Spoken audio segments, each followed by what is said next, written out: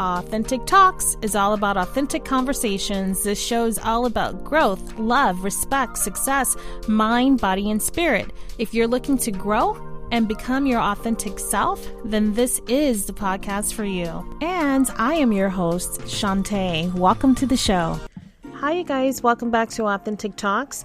When you think of a psychic, what comes to mind? Have you ever sought out a psychic and had like a psychic reading or a conversation? Well, today we're going to find out what is a psychic and what it's not. So you guys, this is a show that you don't want to miss. I'm excited to have Sasha Laghonh from Sasha Talks, who brings over 18 years of experience, you guys. And what's really awesome about Sasha is that she has produced 7 platforms for media outlets and has authored books focusing on business, self-development, and spirituality. Welcome, Sasha, to the show. Hi, Sasha. Welcome to the show. How are you doing today? Hi, Shanta. Thank you for having me. I'm doing well. How's life treating you? It's the best that it can be in this situation that we're in. I think I'm making the most of it. What about yourself? You know what? I've made the most of my time, and even though this was very much unexpected for most of the population on this planet, it's not even subjected to one country or one city. I will say this is the perfect time for me to test all of my past self-development that I've done over the years to see, is it real? Am I coping well? And to my surprise, things have been panning out, so I cannot complain. And for most of us, whether people have been impacted directly or indirectly, I want them to know that we are all in it together and we are going to move forward and onward. And we're making progress. That's what life is about, moving forward, making progress. Absolutely. I agree 100%. Before we move forward too deep into our talk, can you introduce yourself to the audience? Yes, so I am Sasha Laghonh, commonly known as SashaTalks.com. And I founded Sasha Talks about a decade ago, which started out initially as a spiritual counseling platform. And I call it spiritual counseling because I also happen to be a spiritualist who reads for people. And it came into my life at a time where I needed to find creative means of supplementing my income, because over a decade ago, we had gone through the financial downturn, and it taught me a few things, that you don't want to be that reliant upon third parties to dictate your well-being, whether it's your material well-being, your emotional well-being, but overall your life circumstances. And it just came at a time where my hours were being downsized, and I asked myself, what talent or ability do I have that I haven't applied in the workplace, whether I'm doing sales in the field, working out of an office, or working out of a home. And I thought about my spiritual reading abilities at that time, and I had nothing to lose. And I went out there, I started contributing my services on third-party platforms, to which I owe them a lot of respect for welcoming me. And then one of them required me to have a website or something that lets the world know that she's real. So I just came up with, I look back and I laugh, it was just a headshot and maybe a paragraph that lets the world know, hi, I'm Sasha, this is what I do, this is what I read on, feel free to reach out to me.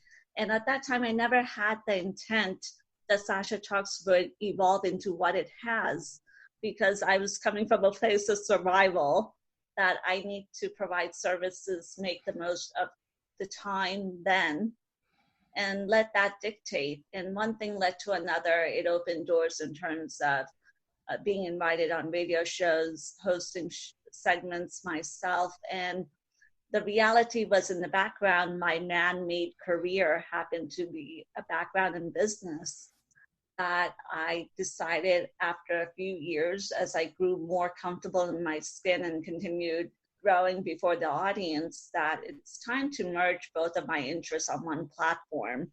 Because if you come to me for a spiritual reading, I'm still that person who also hosts a business, credentials and the expertise.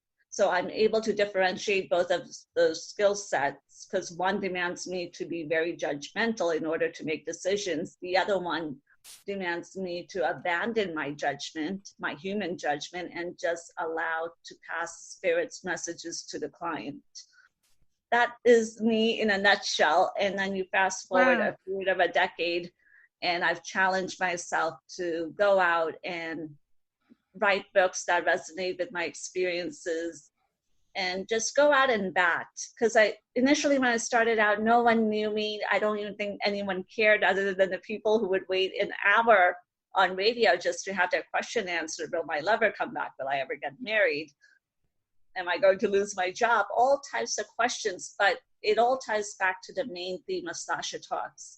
I focus on the human condition.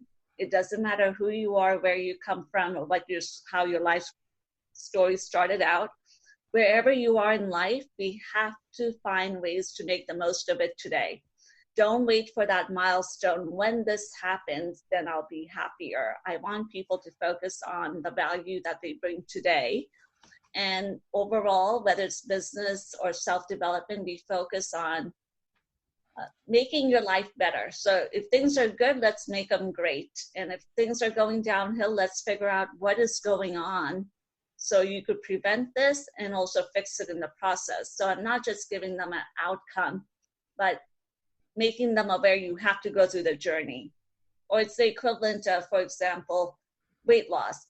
People figure out a diet that might work for them, but then once they get to the goal, they don't know how to maintain it. And that is the challenge with some of the people, whether it comes to their careers, their love lives, their overall life satisfaction. Some people know how to get to the goal, but they don't remember the journey. It worked out for their friend, it worked out for their lover, so they're going to take the same prescription that life has imposed upon us to believe. And then they realize, okay, this is not making me happy. I was told it's going to make me happy. So what is life about?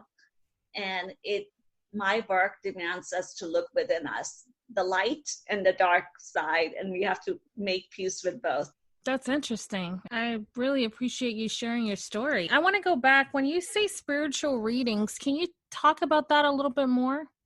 Sure. So since childhood, another word for it, whether it's politically correct or not, because I know the word makes some people uncomfortable, are psychic readings. Now, a lot of people don't understand what the term psychic means, and it extends beyond the six senses. Individuals who happen to be intuitives or legit professionals in their right. For example, I grew up, this is the life that I've known since childhood, where I've given talks about myself being clairsentient, meaning I receive messages through sensations, claircognizance, the inner knowing. I've always known it. I cannot explain how I know certain things about things or people, and what the divine, my creator, may want me to be made aware of. And these are messages for other people. Some people are clairvoyant. They're able to see things. Now, with clairvoyance, there are other professionals who happen to be remote seers. So not all clairvoyants are remote seers. Remote viewing has to do with way far out in time. But clairvoyance, they might just be seeing things real time. And not all remote viewers who could see at, let's say, 10 years out, maybe clairvoyant. That was a little detail passed on to me from another professional that I met during my travels, because at times there are legitimate institutions who seek out remote viewers to help out with legal cases, missing children cases, and I could go down that. And then there are different types of spiritual abilities. Like another one that I host happens to be clairaudience.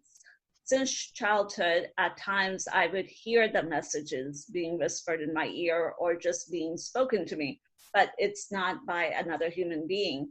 And as I continue aging, I've noticed that my clairaudience has heightened up significantly. So at times it feels as I'm not seeking it out, but it unknowingly I'll realize it feels as the radio is turned on and two people are having a conversation. So sometimes I'm privy to what is being said about me, whether it's through my abilities, for better or worse. But ultimately, gifts that I was aware of from a young age. I didn't embrace it until my late teens.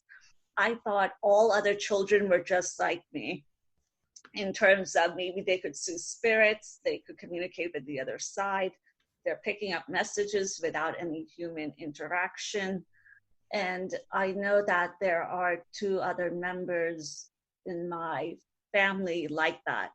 Putting aside my mom is not a practicing spiritualist, because you also have to think about it, regardless of what part of the world you may come from or what you were born into culturally, religiously, not everyone understands it. And it's common, unfortunately, that when the human mind does not understand a certain aspect of life, people fear it, or they're very quick to pass judgment. And one thing I do is I make sure that for those who come and seek the readings, I always let them know I'm human first and I am not God. Because there are times, it's surprising, you're going to meet people through different venues, online and offline, when they seek out these type of services, that they give more credence to the psychic reader than applying their own judgment. And I always tell people, use good sense, you rely on practical sources,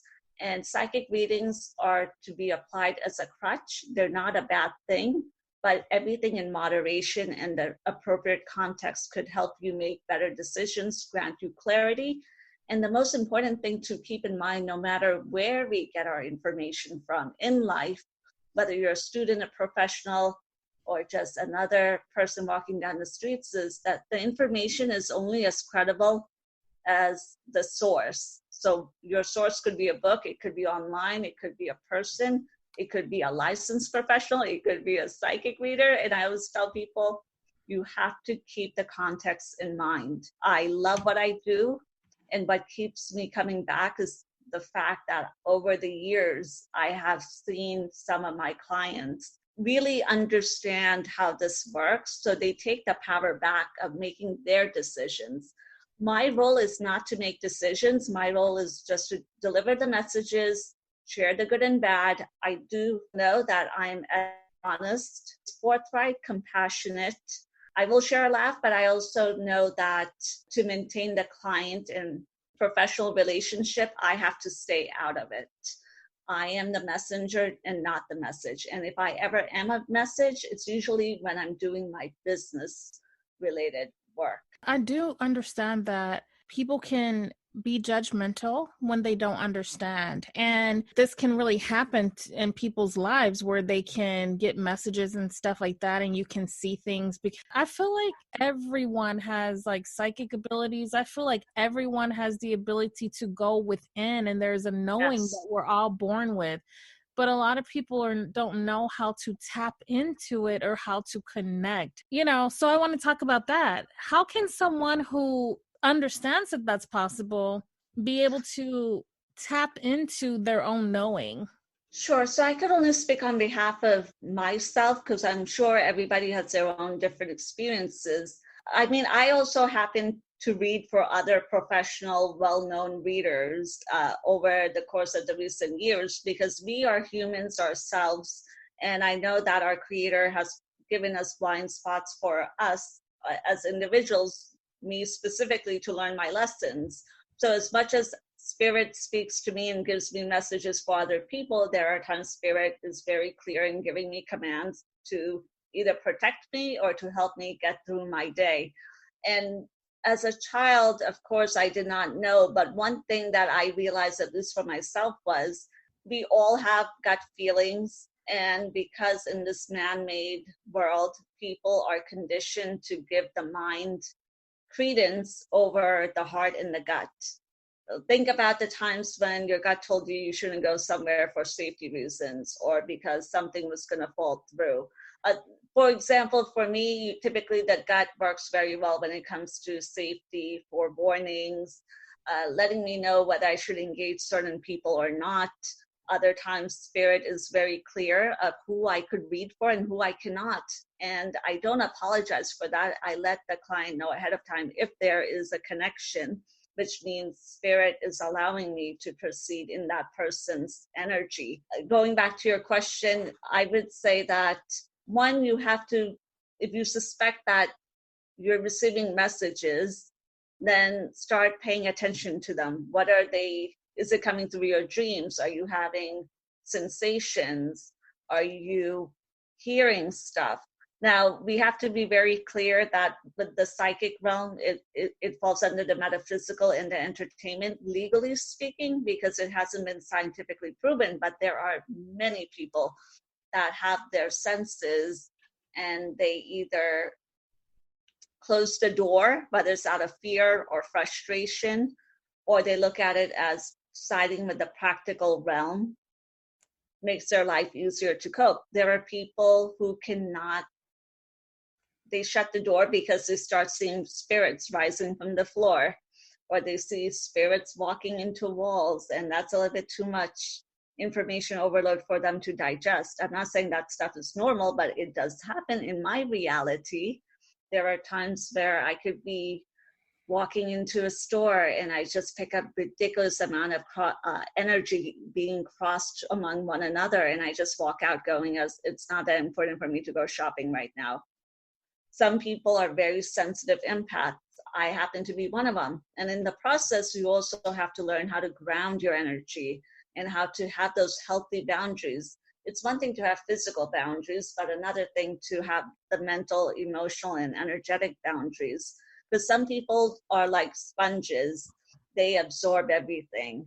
It could be in a work environment. You could pick up who's having a great day, who's having a horrible day. You're picking up other people's energetic burdens, and they might be having medical issues, emotional issues. They might be having some practical life issues. And people don't realize that everything has energy, and we mix so much. And that's why we have to be mindful of who we engage with. What are we doing? Do you spend time out in nature? Do you go out for fresh air? Are you nourishing your body with proper nutrition? It comes down to day-to-day lifestyle changes. And I believe the more holistic, or how you treat your body pure and ground your mind, whether it's through meditation, journaling, it could be music, finding creative outlets that release the stress, and you make the intent that you want to receive messages. I do believe it is possible for different people through different means. I know that there are those that have gone through formal workshops and certain degree of schooling to be able to tap into themselves, and they've healed their past life trauma or trauma in this life, or grieving loved ones that they haven't met. And I've heard these stories.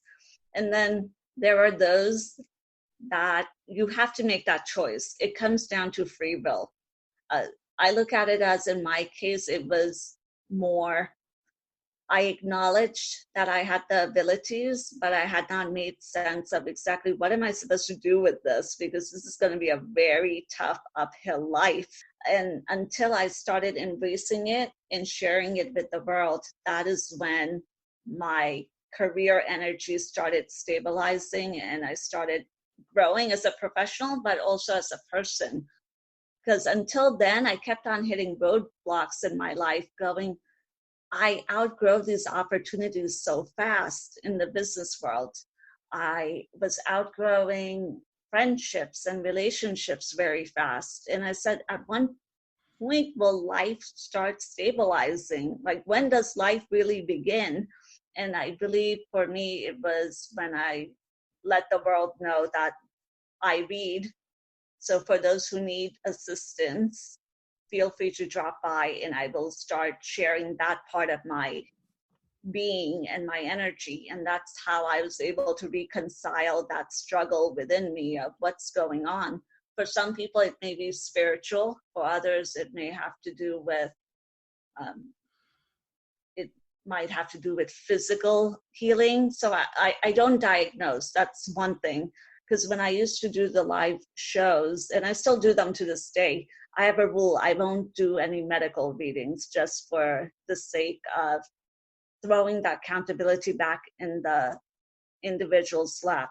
because at times I do medical intuitive readings, but I don't showcase that on radio, because we're living in the times where people will go to a psychic for legal advice before they will go pay a lawyer. And it's not about... Yeah, they really should not do that for medical or anything. I think that the way how I view it is that if you want to, see a psychic for those types of things, I think that it could be like more of a lighthearted thing, but like you're not going to go out and change your entire life without checking in with yourself first. And I feel like it's no more, it's kind of like when people read and I'm not downplaying any of your skills at all. I'm talking about overall, like just to people that I wouldn't go out and like make a life drastic changing decision that's going to impact my life, and then I come back and go, you were wrong, because I trusted all of my being in you, as as a psychic, as in a person period, as a psychic. And then we go out and change our lives and I'm like, yeah, because the psychic said this, and so, but even though something in my gut is telling me something else, I go with it anyway because the psychic said. And so then it turns out all wrong. I've heard people like, oh man, that person's a fraud because I went there and my mother growing up used to go and like people to look at the palm of her hand, and she said, oh, they said I'm gonna come into money and all these things, and so she kind of really believed that was her destiny, like, I'm going to come into this money and all the things that they would tell her. But our life was the complete opposite of the readings that she received. It was rough. We were poor.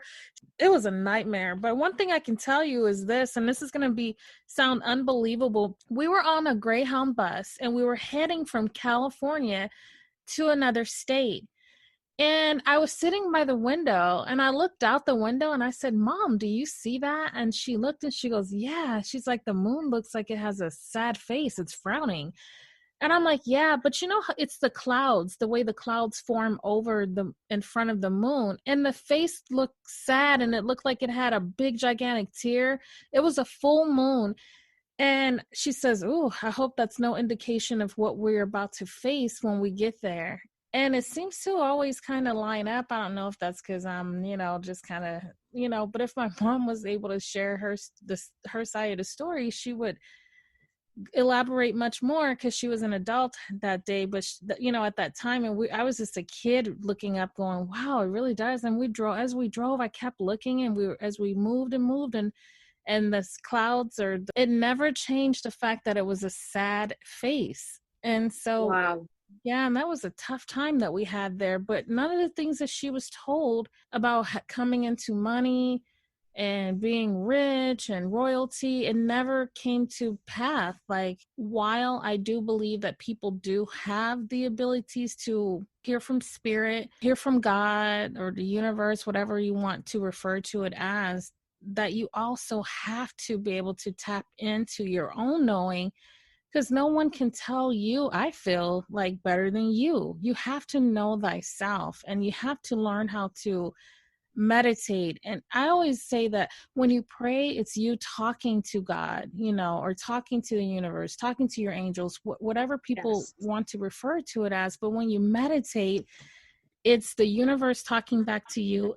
It's God talking to you, or it's your angels talking to you, your spirit guide talking to you, whatever you want to refer to it as. So that's how I always like to look at it, in that way. So I understand when you say I can't speak for other people. It's like, yeah, because you technically, you can give them some guidance, but it's like to ultimately take on the burden of, or the responsibility of, a whole nother person's life without them being involved in that is a lot. Well, thank you for sharing with your audience for educational purposes the reality check, because I'm a bit tough, and I know that out there in the masses they go, she's not everyone's cup of tea, because I let them know before they even pay for the session of what I do and what I don't do. And when I go on spiritual platforms, it's common to be asked a question from an audience member, whether they're calling in or from the host, and then they come after me. And I enjoy that banter back and forth because it gets a little bit too energetic, because they ask me, well, that entertainment industry has a very bad rep, because think of how many people are getting ripped off. And I tell them, as in every profession, there are those that are credible, they're ethical, and then there are those that are just going to go out there as charlatans and make a quick buck. And and my clients know, I say, I'm unfiltered. I will share the good news and the bad news. I'm not going to give people false hope. Whether a woman is waiting and she's maybe by her last breath, her ex-husband doesn't show up to make peace with her. Some people are waiting for years to receive that apology. There might be a client coming to me crying her eyes out because it's been 5 years she's been trying to conceive and she can't conceive a child. It could be a gentleman who's been struggling financially and who's waiting for his breakthrough. So I don't make the decisions for them. I just pass the messages along. Sometimes people just need to be guided by what spirit has to share with them. And the thing is that everybody has a gift of free will. Not everybody wants to apply it, because the moment you make a decision, you're accountable for it. People want perfect timing and they want guarantees that they're going to succeed. And that goes back to life principles. There is a lot of uncertainty in life, regardless of who we are and what we do for a living. And we all have to take a risk. Whether if you're risk adverse and you don't leave your home, there's still that risk that something could happen to you at home. So how much risk are you willing to avoid? So you have to take an educated risk, a calculated risk. But ultimately, just thinking about things isn't going to attract it at your front door. There are people who come to me and all they do is plan, and it makes them feel good because they think they're doing something. But you have to have that belief. Belief is number one, planting a seed. And when I talk about belief, it has nothing to do with religion. It has to do with believing in yourself and refining your confidence and believing in something that's greater than yourself. So you want your success more than another person. Because when I started out, God knows how many hours I've spent complimentary consulting people at a coffee shop or on a public bench. And I wanted their well-being more than they wanted it. So that was a big no-no. And you learn very fast that with the spiritual services that I provide, people come to me through word of mouth. I'm not someone knocking on people's doors or picking up the phone or anything, because the type of work I do, I only entertain serious clients. And yes, you could come for entertainment. It could be lighthearted. As you said, there are times where people come for serious matters, but it does not demand a licensed professional, somebody who's handling their financial portfolio management. And just because I could read on the medical and legal, I choose not to, because some people lack the good sense of knowing when to go to certain professionals.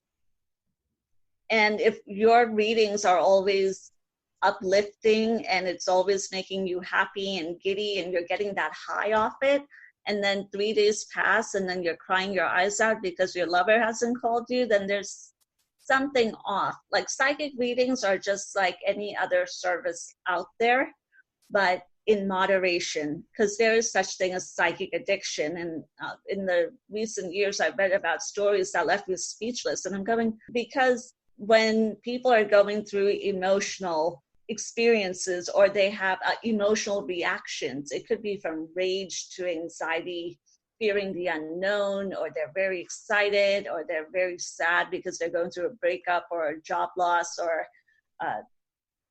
they found out that, maybe hypothetically somebody got cut out of a family inheritance.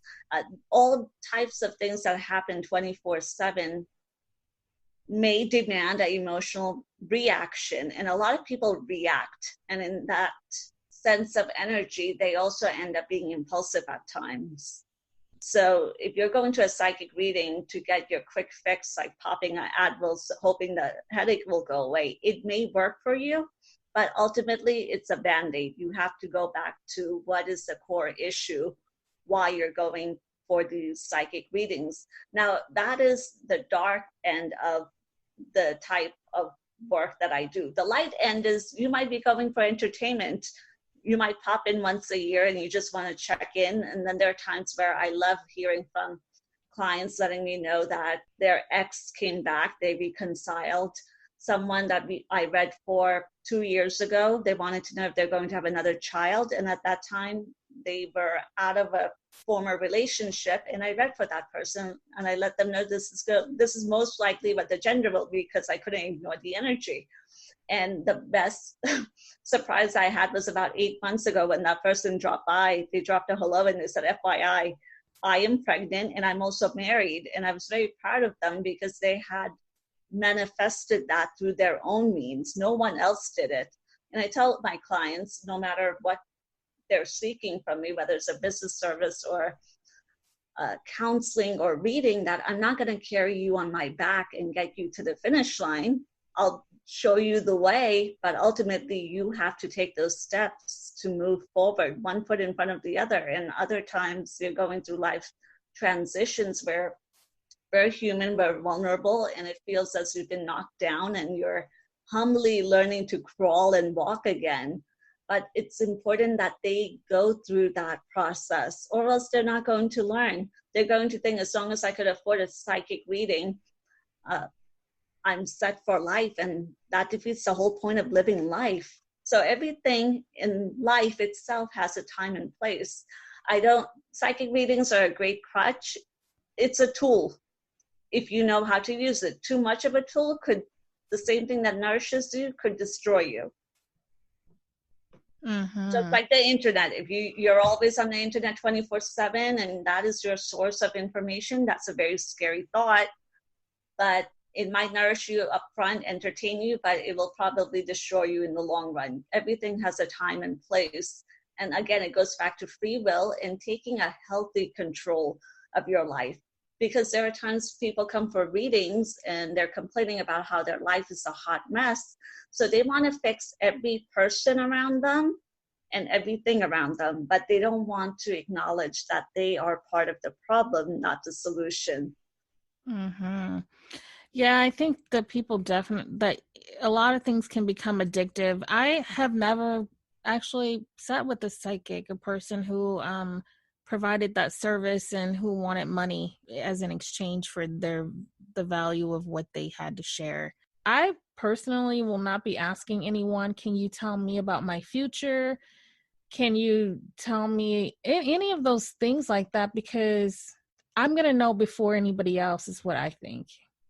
Which is a good way of looking at it. And I appreciate you sharing that you were also a Sunday school girl, because I have been a Sunday school girl. And I know that even when I started capitalizing upon my ability as an adult, there are people from all different religions and walk of life that come through. And I don't ask them what religion they are or what they believe in, but there have been instances where I delivered a message, they know what they signed up for, and then they go, well, Sasha, my God would not say that. And I'm going, excuse me, your God?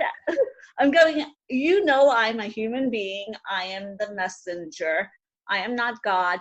And nothing is written in stone other than the fact that we were born one day and that one day we will eventually pass. And everything in between, yes, based off your free will, your decisions, and in the state of energy that you're vibrating at,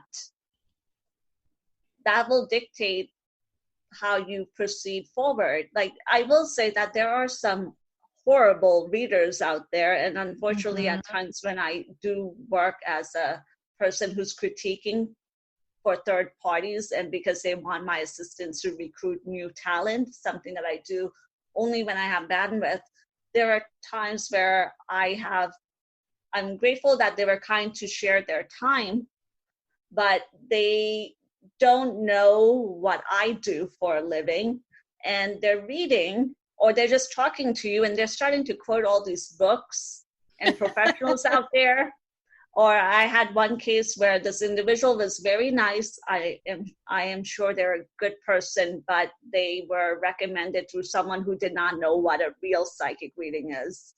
And I know that person was going through a vulnerable time, so they got easily lured into this type of service.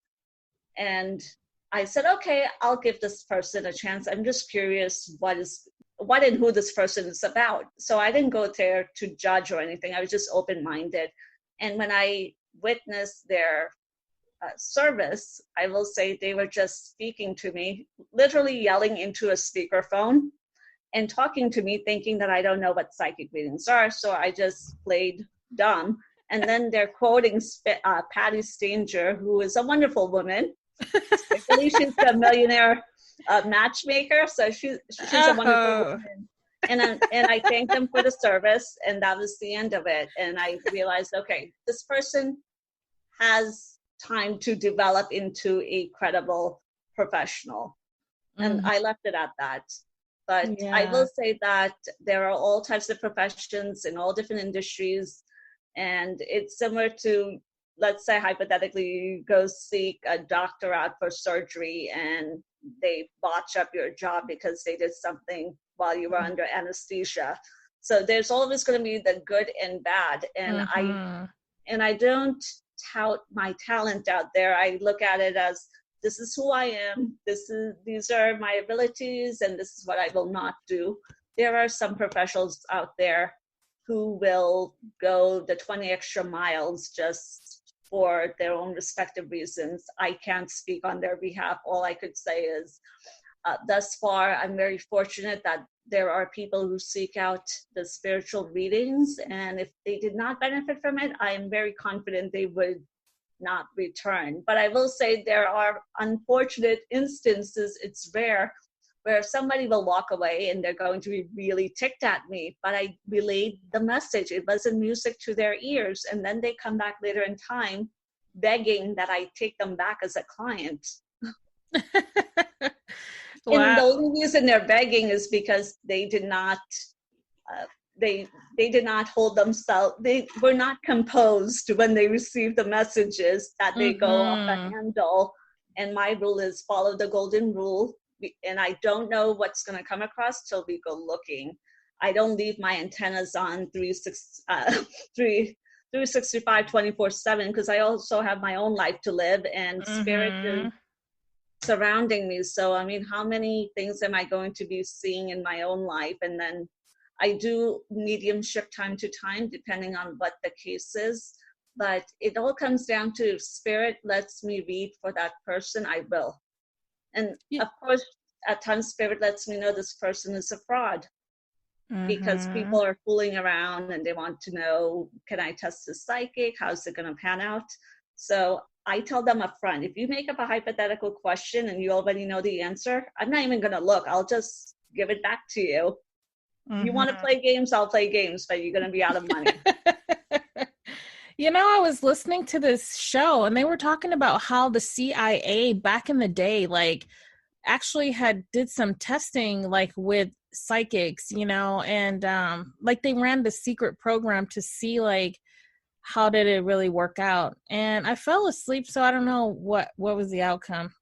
You know, I was so tired. But yeah, it was interesting. They had actually tried. Have you heard about that? Like, back in the day, how the CIA tried to create, I guess, psychic, and they ran all these different tests and stuff like that to help them put a program. So I have heard about it over the years, but I've also met certain professionals that at times are tapped to provide services to these credible institutions. And that is where, like, for example, with all of the wars going on, and I don't know what the specific cases are because they're confidential, but these professionals have told me in person that there are times remote viewers are asked because somebody may be taken hostage, and to seek out what are the surroundings and what are the parameters and circumstances surrounding people who have gone missing, or what are the threats that could be anticipated in advance.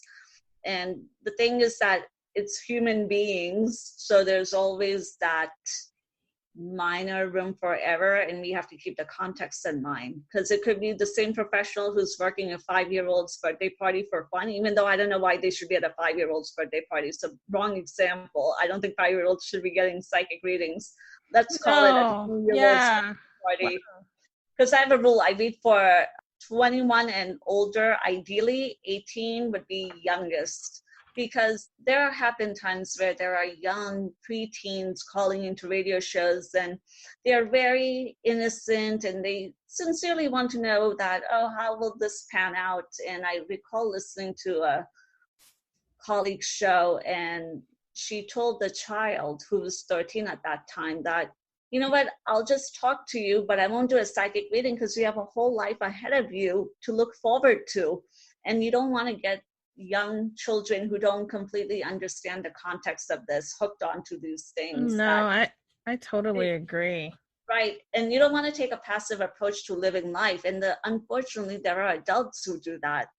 And when you're, let's say, hypothetically, if you're going through a lonely phase in your life, or you're grieving the loss of your husband, or long list of things that happen to us, it's very easy to become vulnerable and become an easy target to lose money to services that aren't going to feed your highest good in the long term.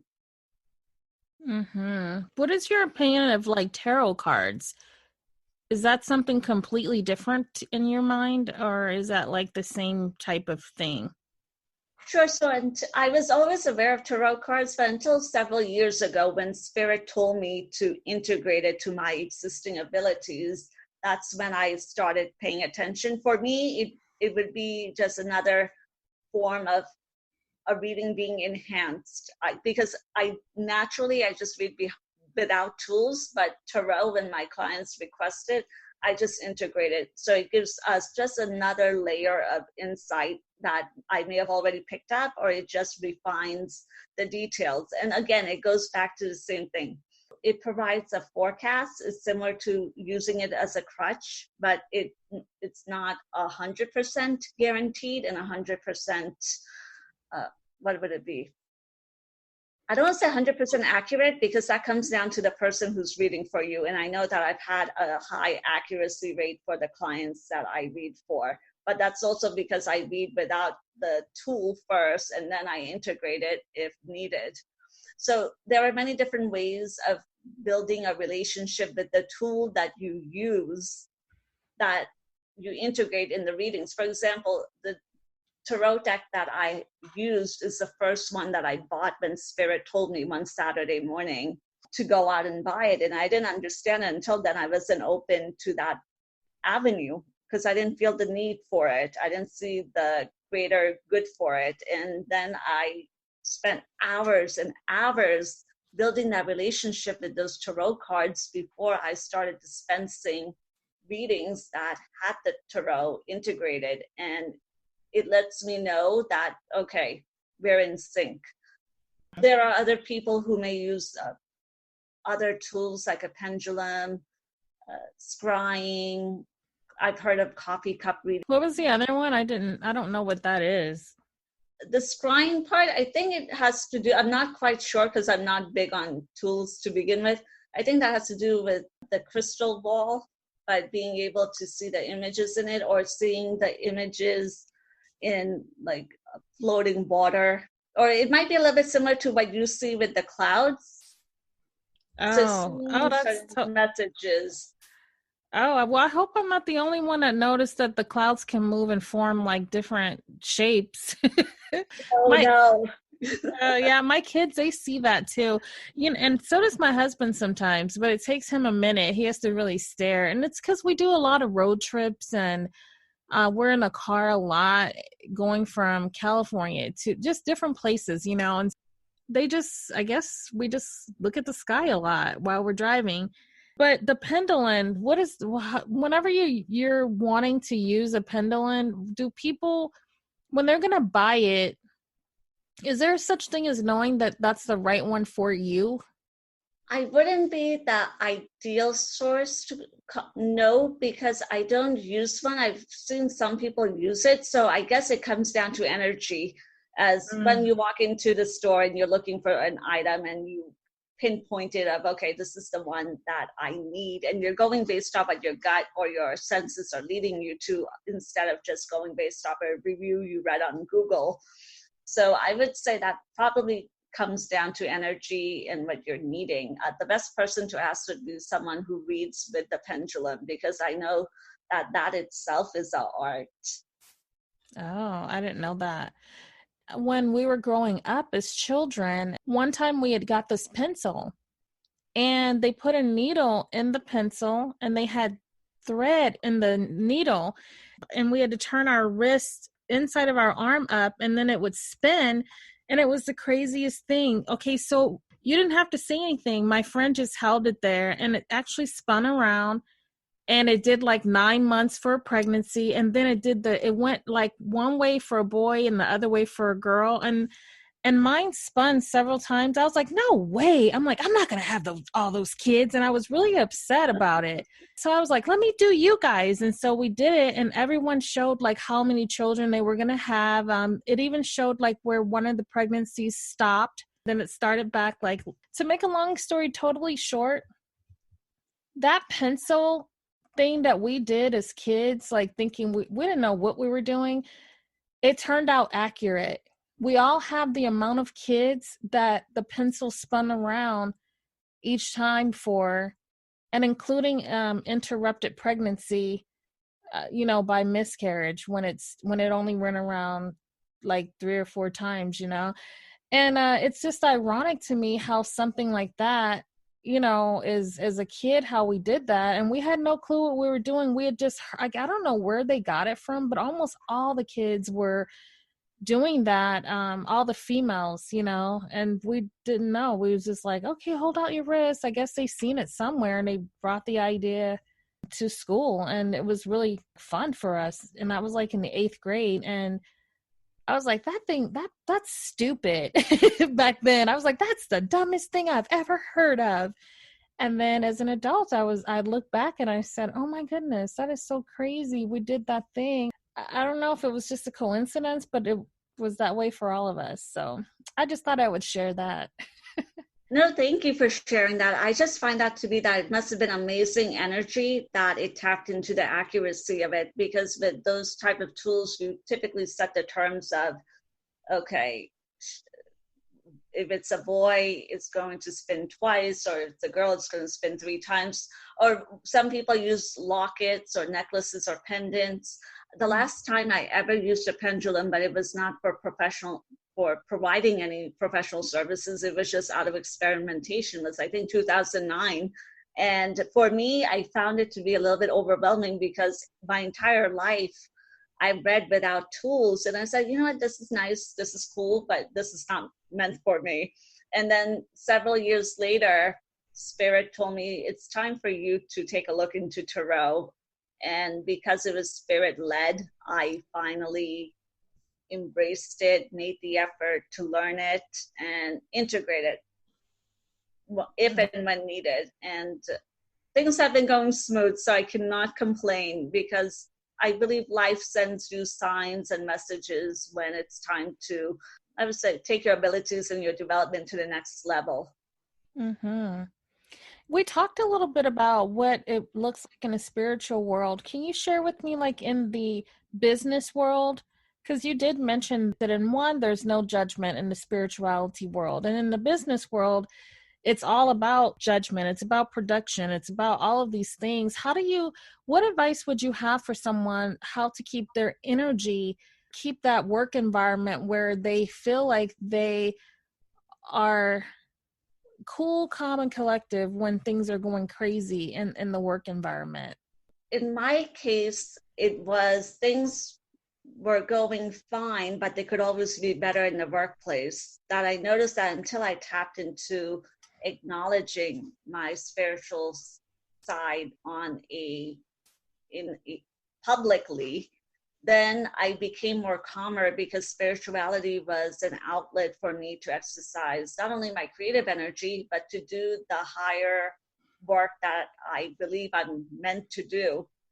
that brought me back to work, and I was able to focus better and not think about, when am I going to run out of here and seek a new opportunity? Because if you keep on leaving your opportunities not for the right reasons, there's something within you that needs to be questioned. What are you fighting? Are you running from something? Are you trying to avoid a fear, or what is going on? Like, for example, in business, yes, majority of the work I do requires me to exercise judgment, discretion, look at liability, try to find ways to do things better, things that need to be omitted. They could be things, processes, or sometimes, unfortunately, it has to be people. So there's constantly that checks and balances that plays in the back of my mind. And I am fortunate to balance that. And the only way I keep sane is when I do my psychic readings, spiritual counseling, and all of that. I know that the spiritual contract is, in order for me to do a great job, a respectable job, I have to park my human judgment and just read on what the questions and the cases come my way. Because there are going to be people, and it has nothing to do with my principles. I'm not the moral cop. I don't breathe life into people, and I don't take life from people. So there are questions in the spiritual realm that I'm reading up on. People are having, let's say, affairs, families are breaking up, there are scandals taking place in the workplace. There are times where people are very brave, and I give them credit for confessing their crimes that have to do with small indiscretions, not significant, because then they have to be redirected to the authorities, because something that could turn out to be a joke could be something very serious. So I have to put the context of that. There are times where there are cases that come in, they may go against your practical morality of you as a human being, but you have to remember, it's not about you. It's about you exercising those messages from spirit and giving it to them. And if you're going to be judging your client, then you're not doing your job. Mm-hmm. Because in a business setting, I mean, I remember the last time I came across that type of predicament, it was like a mirror being held up to my face. Was I frequented a certain entity a little bit over 3 years ago, and the moment I walked in, just because it happened to be a little bit, they needed some catching up to do, to put it mildly, with the times. I had just a culture shock, a mini culture shock. So internally, I judged that moment immediately. And I told myself, no, if you're going to pass judgment, it defeats the point of the work that you're doing. If they didn't have a challenge to fix, you wouldn't even been hired to go do the job to fix it. So you have to keep your judgment in check, because I don't look at it as anything is above or below me. I'm there just to provide a solution. Sometimes I have to provide the solution. Other times I'm there to guide them to the solution. So that is the difference between consulting. They want the outcome, give them the packaged outcome. With the coaching, you're making them aware of the tools that are available, and you're guiding them through the process. And then with this spirit readings, it's basically, I have a rule, I don't do cold readings. I don't like to do general readings unless it's a long time client and I could take a look. Otherwise, I tell them, ask a specific question and make it brief, like one sentence or 2 sentences, set the context of the question. So when a person comes and says, what do you see for me? They're not even going to get an appointment, because that is like everything under the moon. Mm-hmm. So if they come to me, they have to be very specific, that I would like to know how this business proposition is going to pan out, regarding whether it's a person, or set the context of it, because I want to throw the accountability back in their lap. For example, if you call a psychic phone line, let's say you have a specific matter you're going to call the psychic for. Does that still exist? Oh, yes. There are many psychic phone lines that exist. So if you go online and Google online psychic readings, you could call, you could get chat, you could get email readings. So it is a whole industry itself, which is exciting for those who are curious. But when you're new to it as a customer, it might be overwhelming because you just want to hit up every psychic to see, are they real? But you're not really going to know if they're real until you give it time. And keep in mind, you have free will. You don't have to. Some people self-actualize their readings, and that is bad. And then they act like victims that this psychic is mean, or they weren't accurate, or that happened.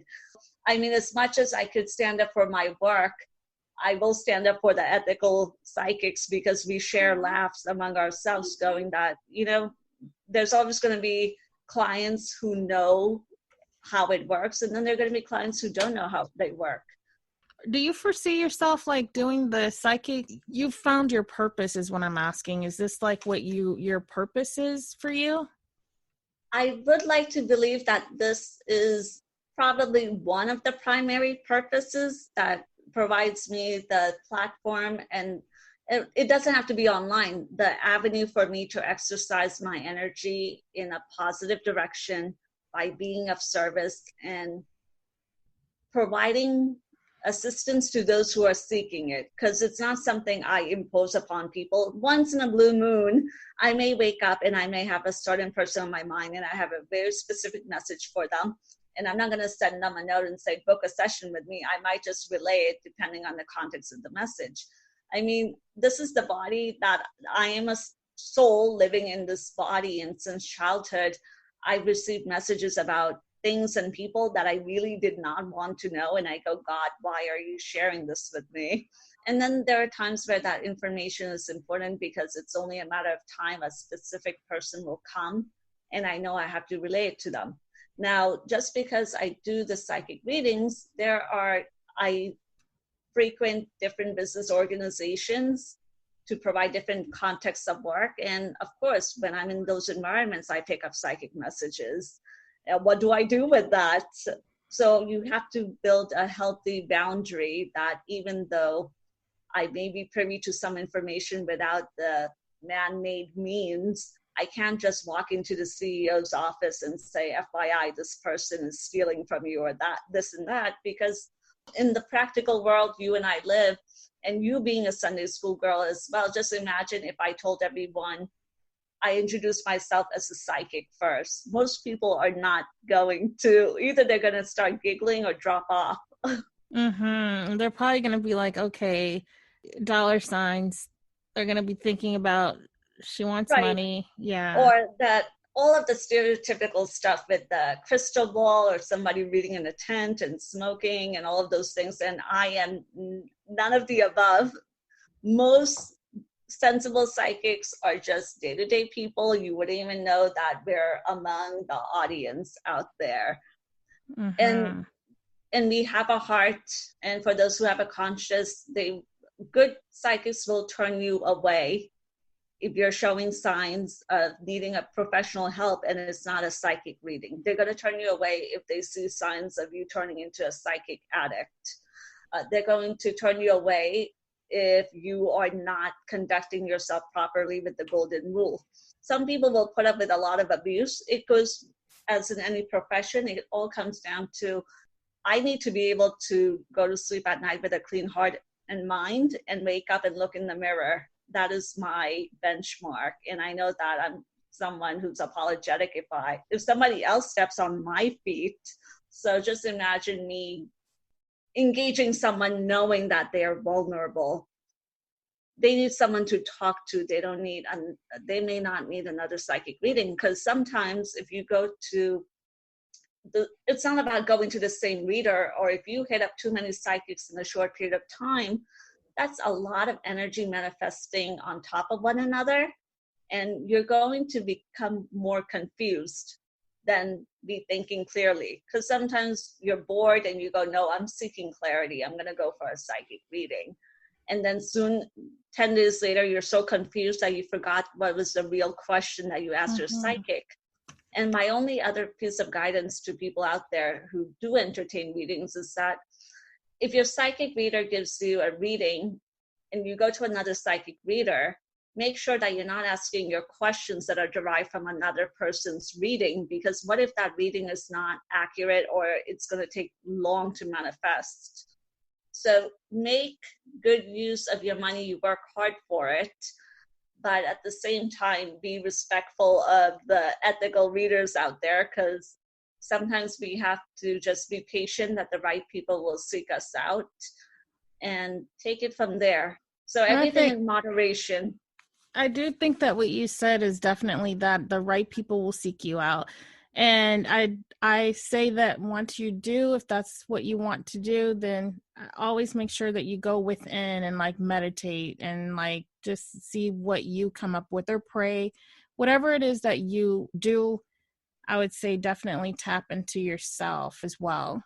I know that there's many different faces, you know, of people that are out there and everything. And so I think that no matter what, it's like get that knowing, that answer from whether that's God, the universe, source. Just tap within, you guys. Tap within yourself. I appreciate you, Sasha, for coming on the show. It was nice talking with you. And like, if someone wanted to reach out to you, to have you to talk to do a reading, or to talk about business strategy, or because I know you talk about both of those areas, how can they contact you?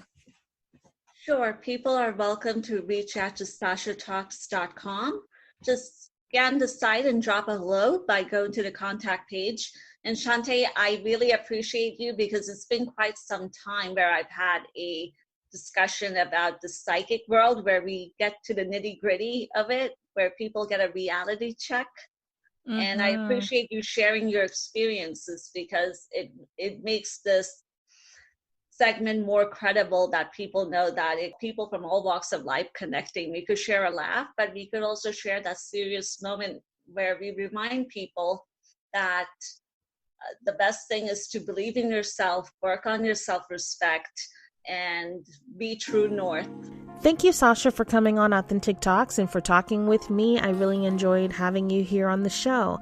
What I want to leave you guys with is that I do believe that there is a such thing as psychics, and it's a very real thing. I do feel that there are a lot of people that do try to take advantage of people's innocence and then their curiosity as well. I do recall back in the I want to say in the 90s that psychics, it was like a big thing. Then I think there was a whole entire sting that got busted or like brought down because it was pretty fraudulent. There was like the Cleo days where Cleo was around doing the appearances on the radio as well.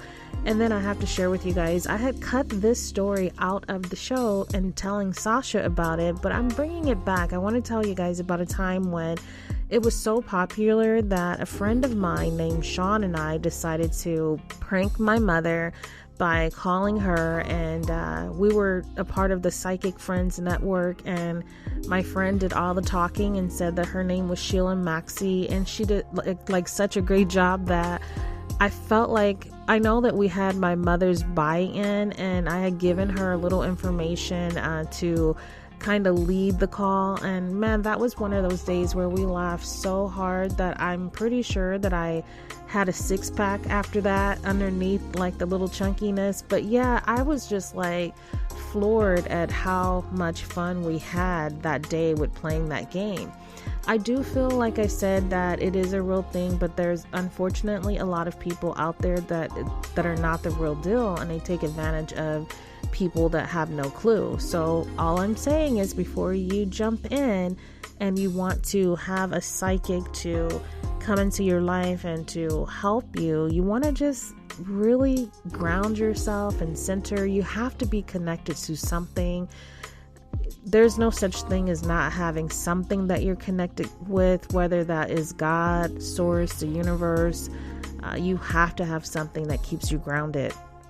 That's how you're going to get the answers and know what it is that you should be doing, what you need to do, and seeking the assistance of others. There's nothing wrong with that, but you want to make sure that that doesn't become your primary source of finding out information, because you can pray, you can meditate, you can do different things. And then the other thing that I'm going to share is that she talked about the pendulum, and the first time I ever seen one that was a professional was when my sister one day had had one and she was using it, and I recall my husband being really upset about it and feeling like, what is that?